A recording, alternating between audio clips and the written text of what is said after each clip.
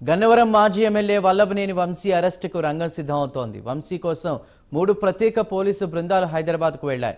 అయితే వంశీ ఇప్పటికే అమెరికా వెళ్లారని ప్రచారమూ జరుగుతోంది. గన్నవరం టీడీపీ ఆఫీస్పై దాడి కేసులో వంశీ 71వ నిందితుడిగా ఉన్నారు. ఇప్పటికే టీడీపీ ఆఫీస్పై దాడి కేసులో 18 మందిని పోలీసులు అరెస్ట్ చేశారు.